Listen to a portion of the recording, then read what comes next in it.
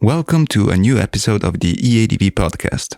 Today, we sit down with Professor Carle Paul, Editor-in-Chief of the Journal of the European Academy of Dermatology and Venereology, and Dr. Antonio Torrelo, Editor-in-Chief of the JEADV Clinical Practice. Together, they offer an insightful look into the evolving world of dermatological publishing. From manuscript selection and editorial decision-making to the global reach of both journals, they discuss how science, humanity, and innovation come together to shape the future of dermatology and venereology literature. But before we get into it, discover the EADV's digital education offer, your getaway to flexible, high-quality learning. Access online courses led by experts, earn CME credits, and explore resources designed to help you grow your skills anytime, anywhere. Enroll now to start learning. This episode is a must-listen for researchers, clinicians, and aspiring authors interested in what makes a strong paper and how AI, patient perspectives, and international collaboration are redefining the way we publish and share knowledge. A warm welcome to this EADV podcast featuring the JEADV and JEADV Editors. So I'm Carle Paul, I'm the Editor-in-Chief of the JEADV. Hello everyone, this is Antonio Torrelo. I'm the Editor-in-Chief of the JEADV Clinical Practice, or JEADV. So to start with, I think it would be interesting to know a little bit of historical points. So Carle, how did you become an editor of the JEADV? Well, I think the JEADV has been the journal of the European Academy of Dermatology and Venereology for more than 20 years. And I took over from Professor Johannes Ring the editorship in 2024, in December 2023, and I've been elected by the EADV board. And previous to this position, I went through various positions in the EADV. And you become the editor of the JEADV. Well, as you know very well, the JEADV is kind of a new journal. We started in 2021, and it's amazing how it's grown. So I've been involved in editing since I was very young. Firstly, contributor, then reviewer, then associate editor of other journals, and for many years. And I always liked the editing process. So when the opportunity came out, I applied for the JEADV. And we started it with a lot of enthusiasm. And I think we've grown reasonably well. And I'm happy to keep on doing this for another 5 years from now on. Yeah, congratulations. You've just been re-elected for a 5-year term. And under your guidance, I'm sure the JEADV will become one of the prominent clinical journals in dermatology. Now, the question I have to you is, how do you make your decision regarding acceptance of a paper? This is a key question for every editor-in-chief, because finally, in the end, the decision-making depends on the editor-in-chief. And I always rely on quality, intrinsic quality of the article. That I think for me, it's the key point for decision-making. And if it's an article of quality, and also if it's interesting for the readers. We also think a lot about what readers want, what readers expect, and mixing both quality and the readers' expectations. I make a mix, and I think, well, this is a good article, good enough, and the readers will like it. And this is the main end point I have in mind. How about you? What are your decision points? Well, I think first of all, for me, the decision-making process is a team process. So it involves first the reviewers. The reviewers are very important. They are experts in the field of a paper, and they give their best evaluation on the quality of the article, as you said, which is important. The second level is the opinion of the section and the associate editors. The section and the associate editors are experienced professionals, scientists, and clinicians, and their recommendation following the reviewer evaluation is of primary importance for me before taking my final decision.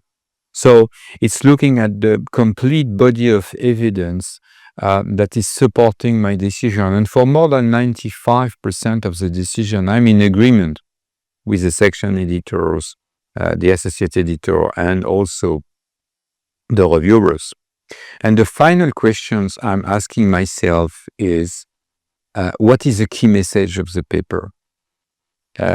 If in a nutshell, in one or two sentences, what are the key messages of the paper? And related to that is how much this key message will influence the way we treat patients, the way we understand the disease. Because these questions are intimately related to the potential impact of the paper. And of course, we want to have paper which have a maximum impact on quality of care. And the final question I ask myself is how much the key messages and the potential change in care is supported by high quality data.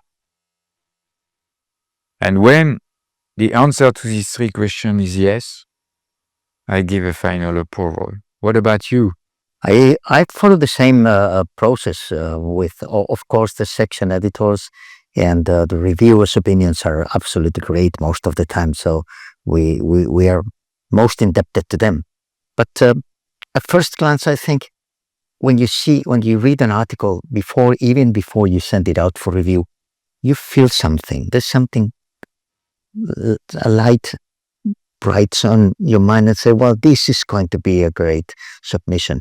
I really think that this is going to be good. Well written, well supported, good pictures.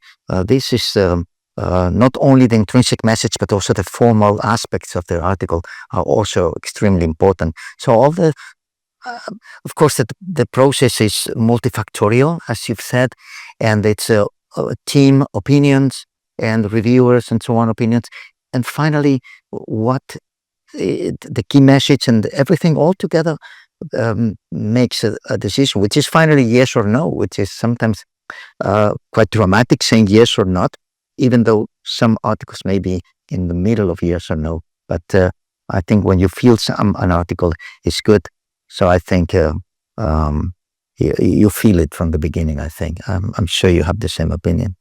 Yeah, there is some gut feeling in the acceptance process, although we all rely on the best evidence. But I agree with you, there is ultimately a gut feeling, an emotional response. Yes, and I always think about the writers, the contributors, about their feelings, about how do they feel about us. So it's a kind of nice interaction between two people who have never met possibly, or who we know perfectly well, but you don't meet for discussing the article. It's an interesting relation between the two of them.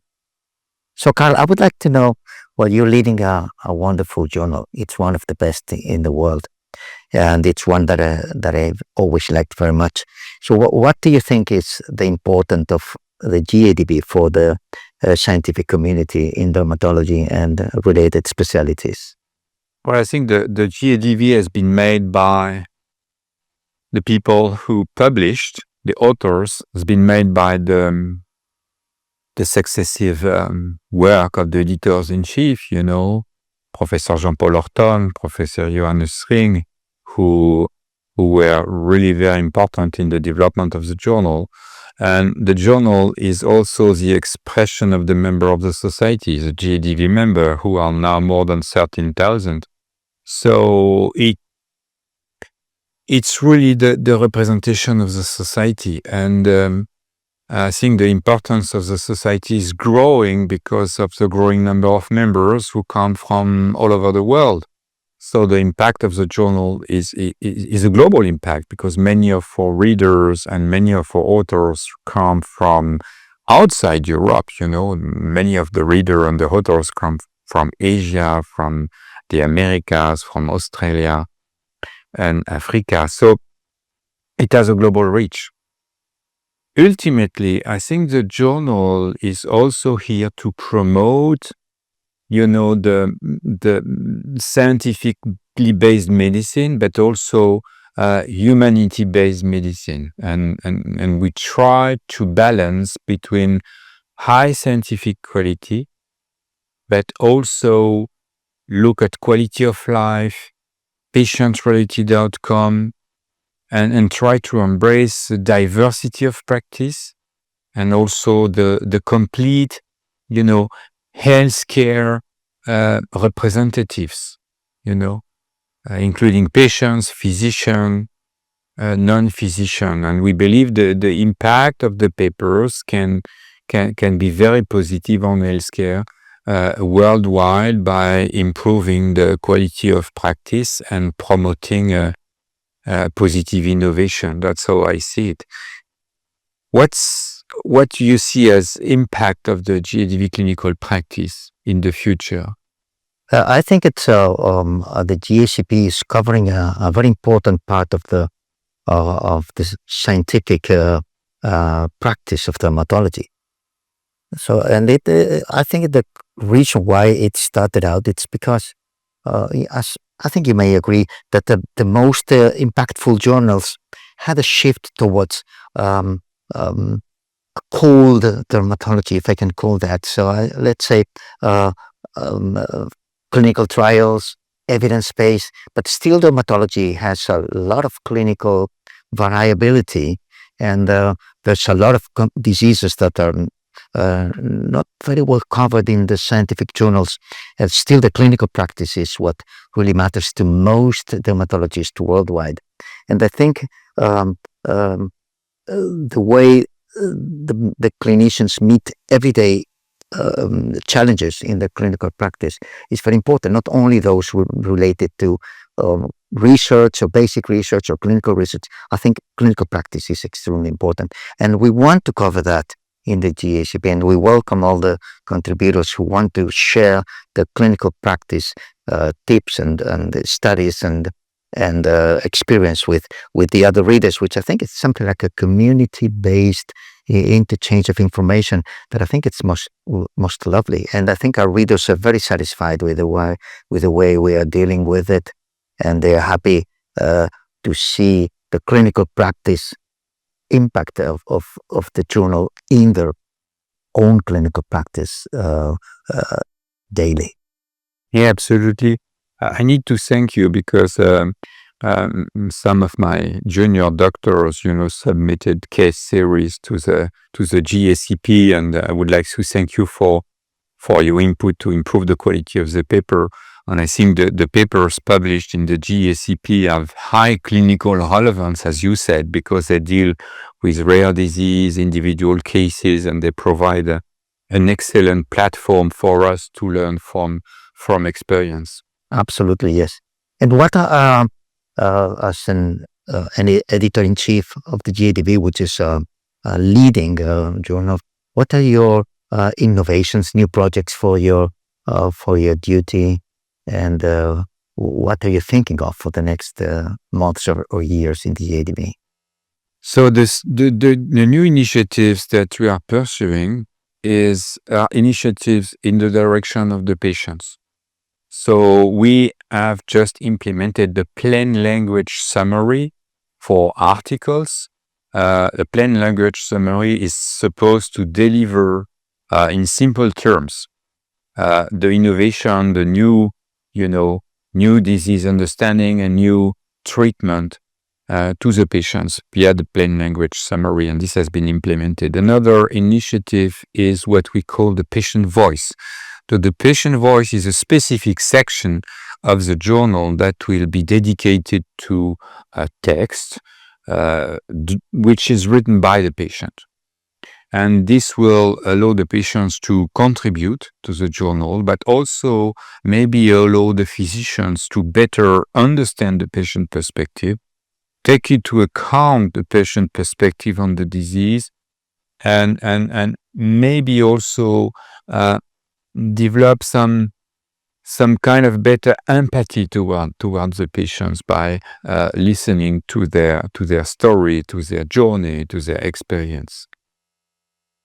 That's fantastic. What about you? So we have many projects in the pipeline. So we, as possibly some of you may know, we are promoting a section called the Spotlight with more interaction between the JEADV and the GACP.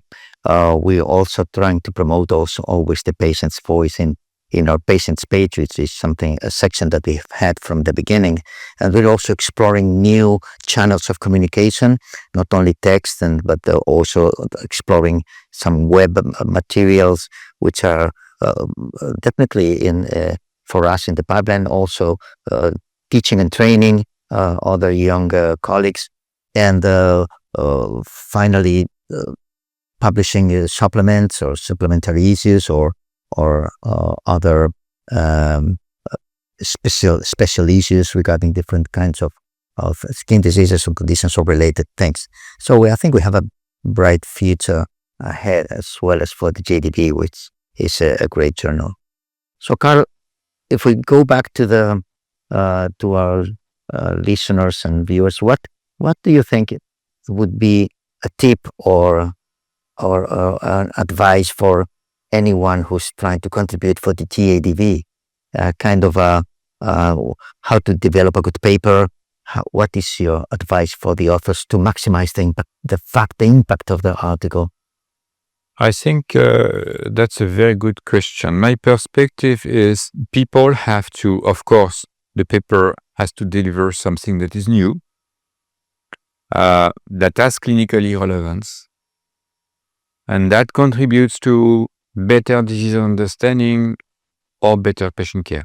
And for that, it's very important the authors work on the title, on the abstract, because the quality of the title and the quality of the abstract will deeply influence the future of a paper. So in the abstract, the clinical question and the takeaway points from the paper should be very clearly communicated. That would be my number one recommendation for the authors. What would be your recommendation?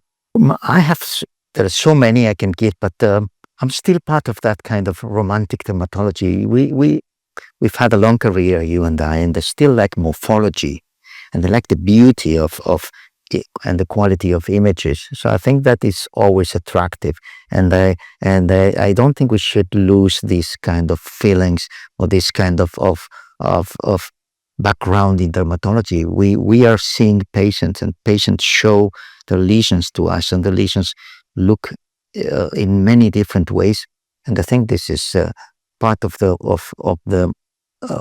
values of dermatology and the intrinsic nature of the specialty. So I wouldn't lose this. Taking much care about imaging, histopathology, and this kind of material that is always very important, because it's a visual material. At first glance, you see something coming up, and it's very attractive. So I think this is why we all love dermatology. Yeah. Of course, it's a scientific specialty, but also has this extra point that makes it extremely attractive, at least for me. I'm sure for you too. Yes, I think your point is very important, and I would like to complement what you say with the visual element, the graphical abstract, the figures, the algorithm for the guidelines are extremely important, because they attract our attention, and also they can maximize the impact of the paper by using these elements on social media, because a large part of our readers, discover the journal via social media. So I agree with you. The visual component of the papers are extremely important. Yeah, I think it would also give if I can do this, an advice to the potential contributors, especially the young ones. They should be very careful about language, structure, all these things that appear minor, but are really important, and they really take a lot of time to correct and on editing. So it's important that the article is quickly published, and for that it needs to be very well prepared, very well cared for.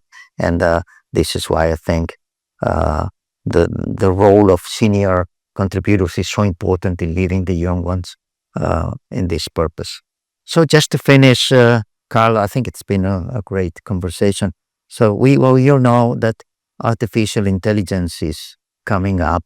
It's already in our lives. But how is it going to impact the editing and publishing process? What are your fears and pros and cons about artificial intelligence? Well, my view is that artificial intelligence is an opportunity to help us to make better papers. But the key message, the thinking behind, the so what should be human. Everything should be driven by humans, by physicians, and, healthcare practitioners and scientists. What's your view on artificial intelligence? Yeah, I'm very much in favor of it, as long as it doesn't affect the originality of our thinking, of our publishing, and of our contributing or writing. I think originality is something that cannot be substituted by any machine. But we don't know in the future, but I think it's very hard it'll be hard for any machine to replace the originality, the thinking, the very core idea of anything is something that's human and the still of human beings. That's a very positive message. I agree with you. We are made of humanity. We are made by our emotions. And this is the way we deal with colleagues, with patients. And artificial intelligence is a tool that should remain a tool. And behind that, there should be humans. And let's not forget that our patients are human beings as well. They're not machines. So I think we have to take that into consideration every time we practice and every time we write and read. So I think that's important. So, Carle, I think we've had a great conversation. If you want to close this, thank you. If you want to close it, it's. Thank you. So I think it was the Editors Podcast. I hope you enjoyed it, and we welcome your submission to the GACP and the JEADV. And we hope to have a few more of these in the future, which I think are very nice. Thank you very much.